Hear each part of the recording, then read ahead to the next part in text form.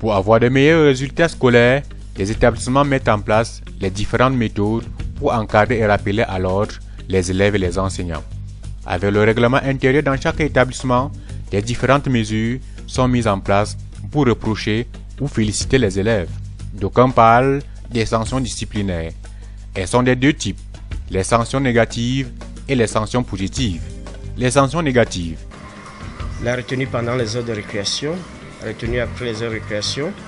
Il peut arriver que le règlement intérieur prévoit également des sanctions comme la corvée de balayage, la corvée de ramassage de papier pour les élèves arrivés en retard. À chaque fois, mesurer la sanction à la proportion de la faute.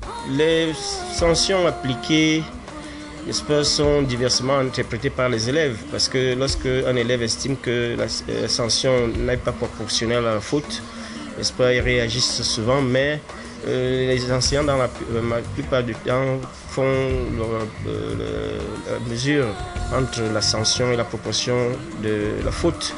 Un élève qui arrive par exemple en retard est conscient de ce le fait qu'il est arrivé en retard, il sera soumis à une sanction.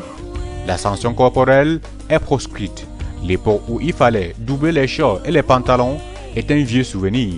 Malgré le règlement intérieur de chaque établissement, il y a les limites à ne pas franchir. Qui viennent nous dire, bon, comme mon enfant est têtu, il m'a déjà dépassé à la maison, je te donne la permission de fouetter. Fouette, même s'il tombe, même s'il fait quoi. Non, on leur dit non. Un enfant qui est d'abord fouetté a en lui une certaine frustration. La peur s'installe en lui. Quand tu veux lui poser la question, il a peur. Certains parents sont irrités quand leur enfant est sanctionné. Et cela crée souvent les tensions entre parents et enseignants. Mais nous ne pouvons pas contrarier un parent d'élève parce qu'au début de l'année, nous encourageons le parent à venir d'abord se présenter. Et quand nous constatons les bévues ou bien les méfaits d'un enfant, nous sommes obligés de convoquer le parent pour pouvoir lui donner les consignes à tenir par rapport à son enfant. Le fils d'un ministre, le fils d'un préfet, s'il est là, il ne peut rien faire, mais nous sanctionnons l'élève selon sa personnalité et pas le grade de son papa ou quoi que ce soit. Donc nous tenons à ce que l'élève soit l'élève qui mérite. Il arrive que certains parents protègent leurs enfants et qu'ils viennent vers les enseignants pour dire qu'ils ne veulent plus que les enfants soient sanctionnés. C'est un fait naturel qui relève de l'affection profonde que chaque parent a pour son enfant. Et de moins en moins quand même nous avons ce genre de cas. Parce que les parents sont conscients de ce qu'ils confient leurs enfants aux enseignants pour que les enseignants les aident à les construire. En zone rurale, certaines sanctions sont à tête chercheuse. Par désir de voir l'élève réussir, l'enseignant par réflexe est obligé d'utiliser les manières les plus fortes et les élèves ne tardent pas à menacer les enseignants. Suite à ces châtiments, les enfants leur gardent rancune.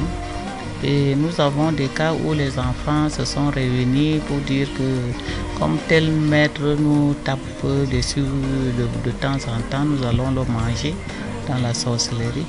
C'est régulièrement que nous sommes au courant des cas de menaces de sorcellerie et parfois les maîtres tombent malades. Parfois, suite à ces problèmes de sorcellerie, à ces coups de fouet infligés aux enfants et qui amènent les enfants à décider de manger le maître dans la sorcellerie. Et le plus souvent, ils viennent leur dire que tel maître, on va le manger parce qu'il nous tape trop dessus. Les sanctions négatives ont un impact sur la réussite de l'élève. Le rendement surtout, parce que quand l'élève est indiscipliné, ça joue tout de suite sur le rendement. L'élève qui brille par ses bonnes notes et son assiduité mérite les sanctions positives. À le féliciter, d'abord commençons par les félicitations, nous le disons bravo, nous lui donnons des motifs qui sont appréciables au niveau des carnets de notes. Parlant des sanctions positives, nous avons la motivation. Parce que quand l'enfant est motivé, ça l'encourage à travailler de plus en plus, ménager beaucoup d'efforts.